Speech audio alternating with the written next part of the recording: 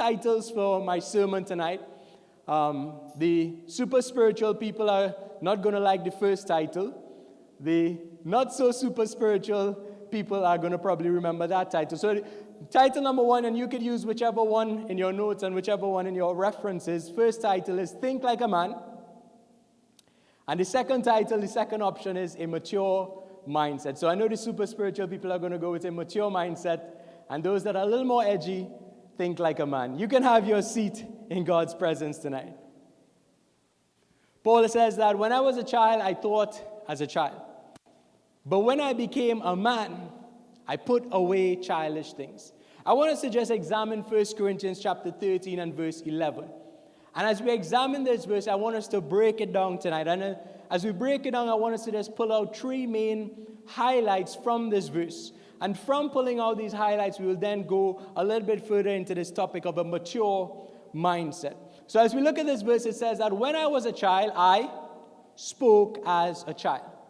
This is very important. This tells us that your speech reveals your thoughts. So you can write that down tonight. Your speech reveals your thoughts. He says, when I was a child, I spoke like a child. Because what you say determines what you think. You can't say something that you don't think. And that's why I admire people who argue, right? Anybody has a wife that argues a lot? Keep your hand down. But people that argue, they speak to me because I realize that people that are able to quarrel really good are really fast thinkers. Because you got to be able to think really fast to be able to be spewing out all these words continuously. Because as you think, that is what you say. You can't say something without first thinking it. You don't just babble, but you think a word and then you speak that word. So your speech reveals your thought. That's the first thing that we recognize here. Let's continue on. It says that I understood as a child and I thought as a child. But when I became a man, I put away childish things. So he's saying that your speech reveals your thoughts, but he's also saying, secondly, that your thoughts reveals your habits. Or your thoughts determine your habits. He says that when I became a man, I put away childish things. Another interpretation used the words ways instead of things. I put away childish ways or habits or behaviors. So therefore, the way you think determines your habits. So that's two things we recognize here. But that's kind of the end of the verse, right? And I said we are going to see three things here. So we see number one, that your speech reveals your thoughts. We see number two, that your thoughts determines your habits. But I always remind you as a church that whenever studying any verse of Scripture, because I just took one verse tonight, that it's very important to study this verse in context. So if we're going to study this verse in context, we must ask ourselves, who is Paul speaking to in 1 Corinthians chapter 13, and why is he telling them these words about maturity in mindset? Let's go to 1 Corinthians chapter 13, verse 1 to 3, so that we can understand the context in which he writes. And if you haven't realized by now, 1 Corinthians chapter 13 is often referred to as the love chapter. And as much as it's used in poetic literature, it's used in weddings, it's used on invitations on wedding cards. 1 Corinthians chapter 13 is not meant to be poetic literature to make you feel good, but it's actually meant to be a scolding, a rebuke, a guidance from Paul the Apostle to correct behavior that is wrong. What is the behavior? Look at what he says. He says, though I speak with tongues of men and of angels, so this is tongues as in languages, different languages, that's tongues of men, and tongues of angels is that heavenly tongues, that only God knows. So though I speak in the tongues of men and I speak in the tongues of angels, but I have not love, I have become like sounding brass or clanging cymbals. He continues to say, and though I have the gift of prophecy and I understand all mysteries and all knowledge, and though I have all faith, so that I could say to a mountain, be removed, but I do not have love, I am nothing. He even goes a little bit further to say, though I bestow all my goods to feed the poor, though I'm charitable and I give it all away, and though I give my body to be burned and I'm willing to lay down my life as a sacrifice, but if I don't have love, it profits me nothing.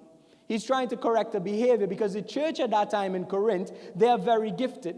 They are spiritual. They are able to speak in tongues. They are able to prophesy. They are very, very versatile in the spiritual gifts. But even though they are so gifted, they lack the true core value of Christianity, which is to love. And they aren't loving the people that are coming into the church. They aren't loving the people that they do life with. But instead, they have become so spiritual that they've found themselves in a place where they think themselves to be better than everyone else.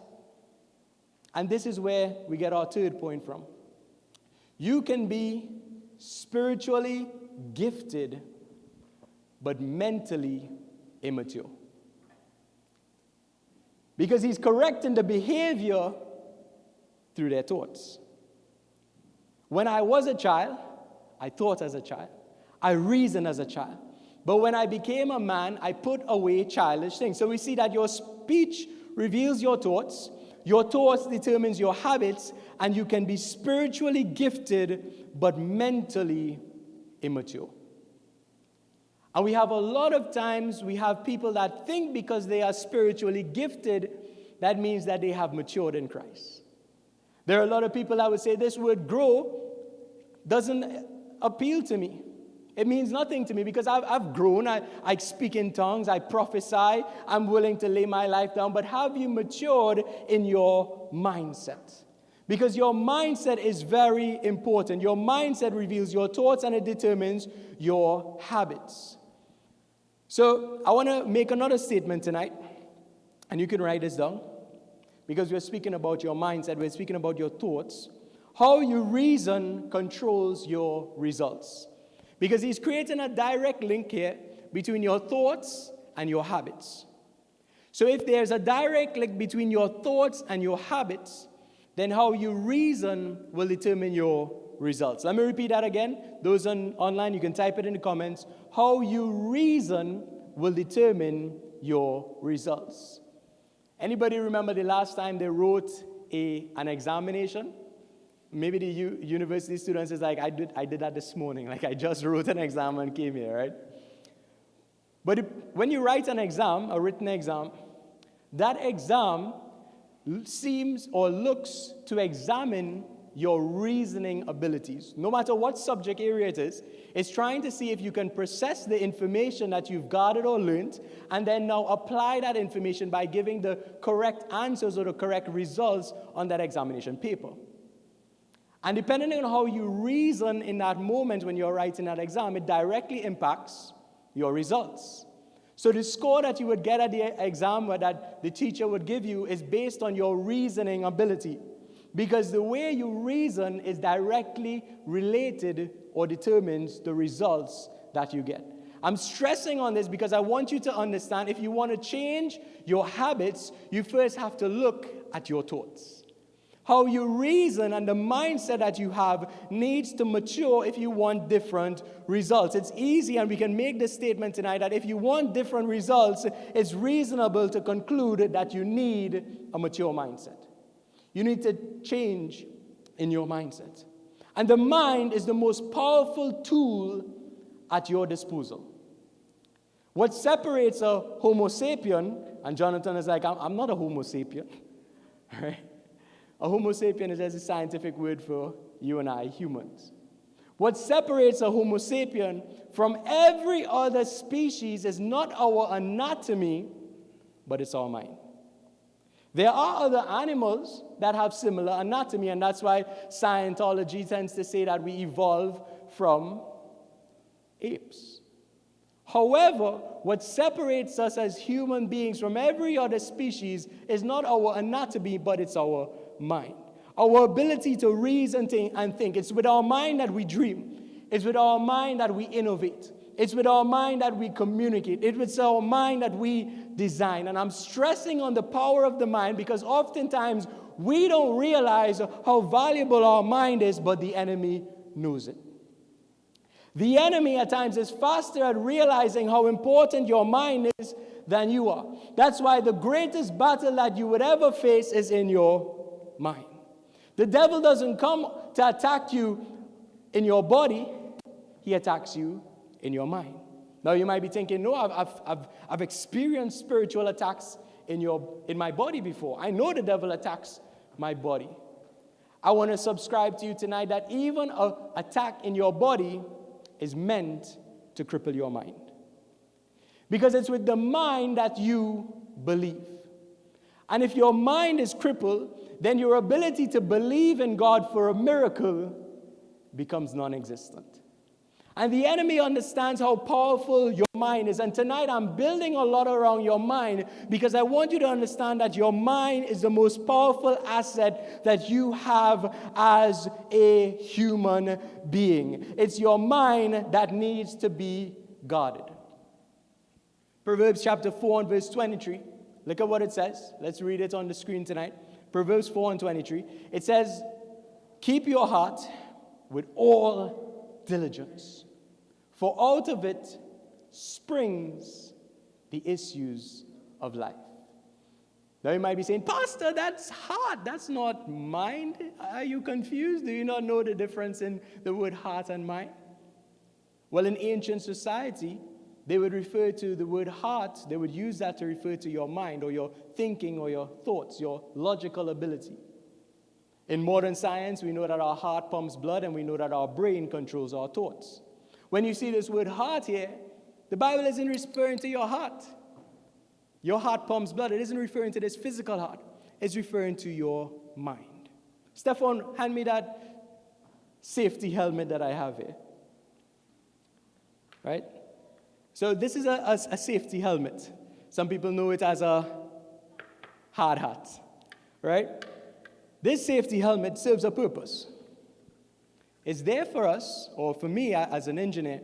I'm supposed to wear this safety helmet whenever I go on a construction or a job site. Because when I go to a job site, there's the possibility that loose debris could fall and it can hit me in my head. So I have to wear this hard hat to protect my head. Because if I don't protect my head, if I don't guard my mind, then loose debris can easily damage my mind.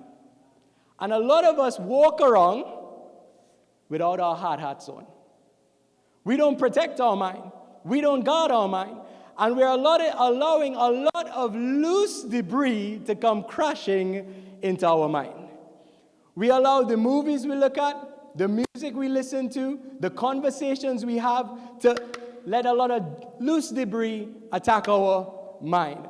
But God is telling us through His Word that if you want your mind to mature, then you need to guard your mind. You need to put on the helmet of salvation. You got to protect this valuable asset, because too many times you're walking around allowing a lot of debris, a lot of mess to come crashing into this mind of yours, and it's messing you up so badly.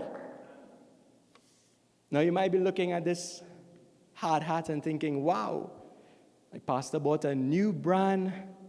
I don't know, in Trinidad we say new brand, it's redundant. But he bought a new brand safety helmet just for this demonstration today. I've actually had this about 5 years now, but I don't use it when I go on a job site. Because I go into that site and I'm like, nah, ain't nothing gonna fall on me. I'm safe. What's the chances of something falling on me? That ain't gonna happen. A lot of us walk into conversations, walk into the cinema theaters, walk into some serious mind-altering experiences thinking, I don't need to guard my mind. I could watch this and this won't affect the way that I think. I could line with these people, and that won't change the way I speak. That won't change the way I view life. I could spend all my time with people that have corrupted minds, and that isn't going to affect me. And we leave our hard hat home. We leave our safety hat home, and we don't walk around guarding our minds because we just think, I'm invincible. What's the odds? It's not going to happen to me. That guy over there, yeah, he has a weak mind. He needs a hard hat. But me? Nah, I don't need that. I'm safe. And I want to let you know you got to wear this thing. You got to guard your mind. You got to shield your mind because it's the most valuable asset you have. And the enemy is coming and he wants to destroy your mind. So you got to guard that mind. You got to guard that mind. You got to guard that mind. Because the content you consume either stimulates your mind or it spoils it. The content that you consume either stimulates your mind or it spoils it. And I spoke last week about what you consume will determine your growth. What you consume determines whether you stimulate this mind, you grow this mind, or this mind becomes spoiled. When I was in high school, I had a vice principal. He later, after graduating, myself graduating, he later became the principal of that school. But at that time, he was the vice principal. And somehow the vice principal used to be the one to enforce discipline a lot more than the principal. He was known to be the strict teacher, right? Really strict teacher. His name was Mr. Jack Beersing. He's actually passed on now. And every time the school body, it was an all-boys school, so boys would tend to get into a lot of mischief at times. But anytime the school body did something wrong, in our assembly, he would look at the entire school body, and he would always make this statement, and we would laugh about it as teenagers. But I remember the statement. He would look at us, and he would say, "Rotten little puddings." I don't know why he said that. "You rotten little puddings." A lot of us, because of the content that we consume, are walking around with some rotten minds. We are walking around with some dirty minds. We are walking around with some minds that are heavily polluted. They are rotten to the core. And if we want to change our behavior, it starts by us changing our mindset. You see, some of us, we guard our money by putting it in the bank. We guard our homes by installing the best security systems. We guard our cars by installing the best alarm systems and GPS.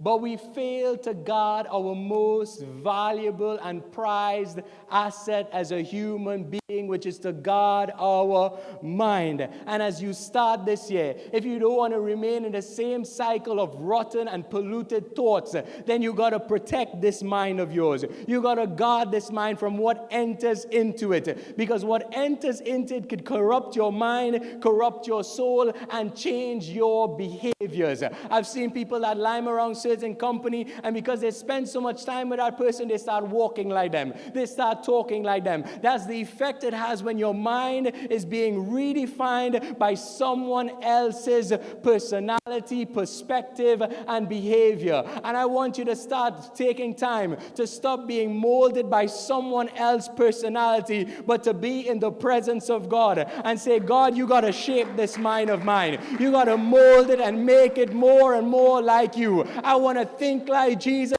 so that I can be like Jesus. Because how I reason directly determines my results." So my mindset has to mature. It has to mature. It's time to lock the doors to your mind and to leave Satan outside. Like our local artist Positive would have said in his song, Notice of Eviction. He said, "Satan, saddle up your things and go on now. Get out of my life. My life belongs to Jesus, because he promised to receive." It's time for us to start saying to the devil, "Saddle up your things and go on, Satan. Get out of my mind. You've been playing with my thoughts for too long. You've been messing with the way that I think for too long. But I'm putting up a notice of eviction. I'm locking you out. And I'm saying only the Spirit of God belongs in this mind of mine. Not only does my heart, my body, and my soul belongs to Jesus, but my mind, my most valuable asset, it belongs to Jesus." So Paul gives us another very important principle when it comes to maturing in our mindset. He introduces it in Romans chapter 12 and verse 2. So let's go there. Romans chapter 12 and verse 2. A very popular verse. It says, "And be not conformed to this world, but be transformed by the renewing of your mind." that you may prove what is the good and acceptable and perfect will of God. We see again this relation that how you think determines how you act. And in order for you to do the will of God, you first have to renew your mind. But let's just back up one verse, right? Romans chapter 12 and verse 1. Because this verse is another very popular verse, and it's a very profound verse as well. Oftentimes people use this to refer to the way that you dress, but Paul is not speaking about dress code, he's speaking about a dirty mind. Look at what he says. I beseech you, therefore, brethren, by the mercies of God, that you present your bodies a living sacrifice, holy, acceptable to God, which is your reasonable service. Now, most of us separate verse 1 from verse 2. We try really, really hard to present this body as a reasonable sacrifice unto God. We try really hard not to sin. We try really hard to do what God wants from us. But the key for us to do what God wants lies in verse 2, because he's explaining in verse 2 how you go about doing verse 1. In order to present your bodies as a living sacrifice, holy and acceptable unto God, you got to first change your mind. You got to renew your mind, because the world is trying to conform your mind to a certain thought pattern. The world is constantly trying to conform your mind. Constantly. From the time you were born. Right now, our kids, they live on social media. They live on that online platform. And it's full of the world trying to conform their mind to a certain way of thinking. We think that the world is trying to change their behavior, and that is true. However, the path to changing the behavior is through changing the way that you think. So the world is constantly trying to change the way that we think so that we behave like the world. When you look at the behavior of the world, it is rooted in the way that the world conforms you to think. It's targeting your thoughts. It's targeting your thoughts. And the first step in transforming your traits, your behavior, is tracing your behavior to your toxic thoughts. Because the world is trying to conform your thoughts so that it can change your behavior. And this year, if you want to grow, most of you are saying, I want to leave behind bad behavior, toxic traits. And if you want to leave behind those toxic traits, there's a direct relation between how you think and how you act. As a man thinks, so is he. And if you want to change the way you act, hear me out on this. The first step in transforming your traits is tracing your behavior to your toxic thoughts. Hear me out again on this. The first step to transforming your traits, your behavior, is tracing your behavior to your toxic thoughts. Take a moment now, in God's presence, in-house and online. Those behavioral patterns that you've been trying to change so hard, what are the thoughts that cause you to act that way? What are the toxic thoughts that trigger you to behave that way? Because if you want to change the behavior, you got to trace it back first to the thought. Maybe it was something that was said to you as a child, when you were way too young to understand. And because that was said to you, it remained as a thought in your mind. And it was a toxic thought. And it deterred your mind, or it deteriorated your mind over time and caused you to behave a certain way. I've spoken to many young men trying to analyze their behavior.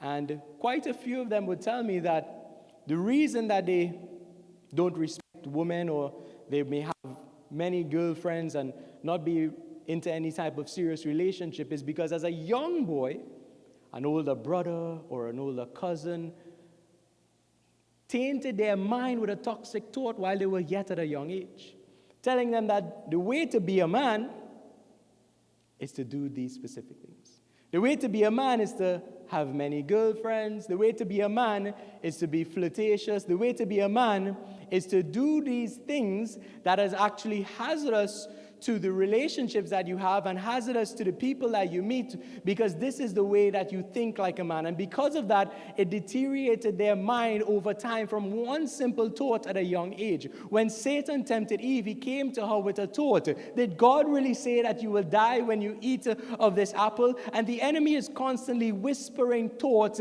trying to subliminally drop it into our minds so that eventually it will change the way that we act. So I want you right now to trace your behavior back to the thought. Think about it for a moment. What is that thought in the back of your mind that causes you to behave that way? Because 2 Corinthians chapter 10 and verse 5 tells us that we need to bring every thought into captivity. 2 Corinthians chapter 10 and verse 5. Every thought has to be brought into captivity. It says, casting down arguments, every high thing that exalts itself against the knowledge of God, bringing every thought into captivity to the obedience of Christ. So we got to recognize what are these toxic thoughts. Because we can't take these thoughts and place them in captivity if we don't know what the thought is. So we got to recognize this toxic thought that is leading to toxic traits. And then when we recognize it, then we can take it and place it under captivity. Now, what does that mean to place it under captivity? Because you can't physically take your thoughts and put it in a cell or put it in a prison or just lock it away. What does it mean? What is Paul saying again in 2 Corinthians 10 and verse 5 to when it comes to taking these thoughts and transforming them? He says, transform it by the renewing of your mind. He says, take every thought captivity. What is he saying that you need to do?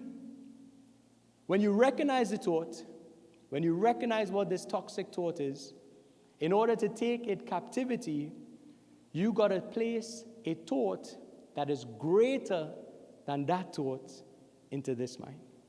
Let me show you. It's Isaiah chapter 55, verse 8 to 9. It says, for my thoughts, this is not my thoughts, right? For my thoughts are not your thoughts, nor are your ways my ways, says the Lord. Verse 9. For as the heavens are higher than the earth, so are my ways, God's ways, higher than your ways.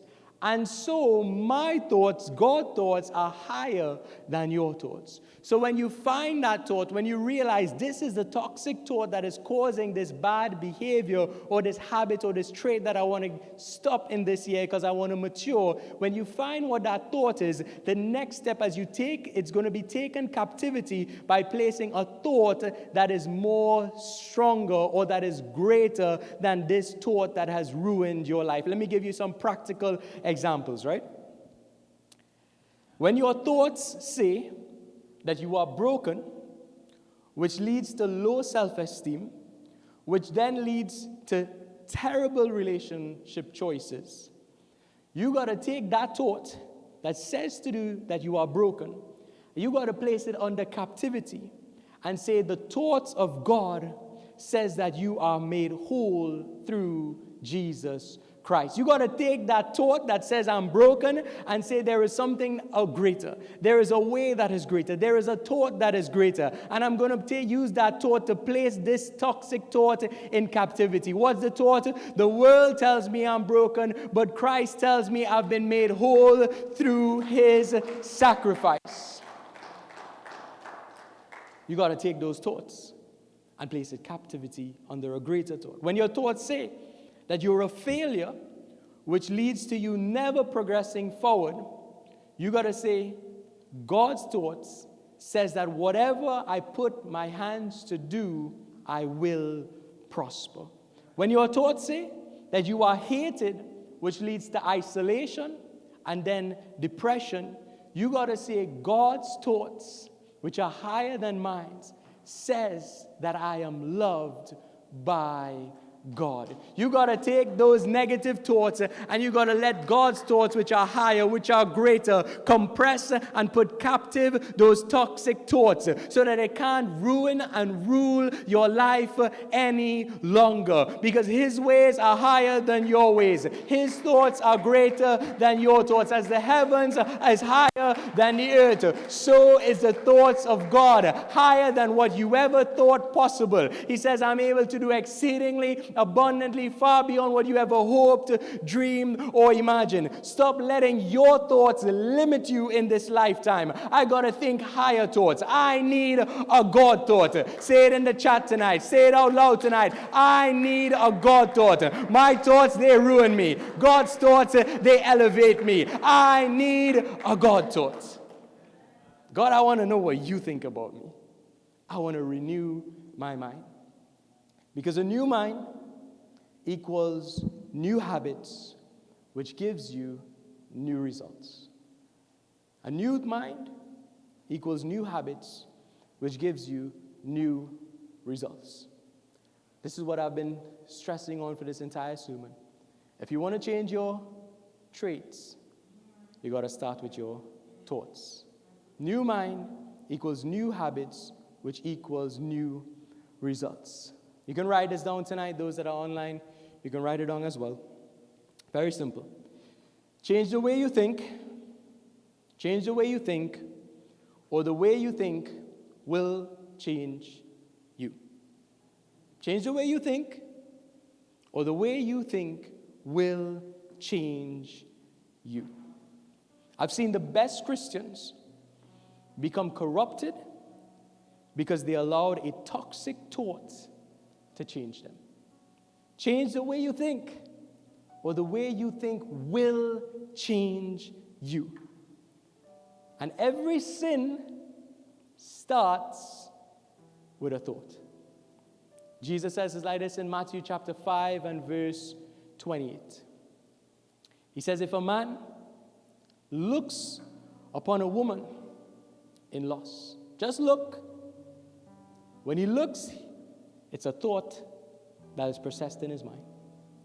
And because of that thought, he has already committed adultery with her in his mind.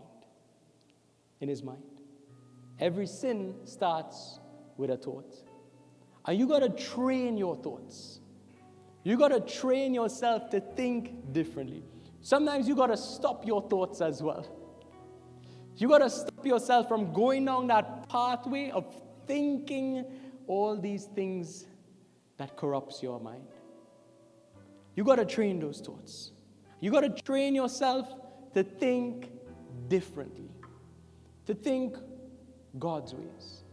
You got to train your thoughts. Instead of thinking, I'm stressed and I need a drink, you got to start thinking, I'm stressed. I need to lay my burdens at the feet of Jesus.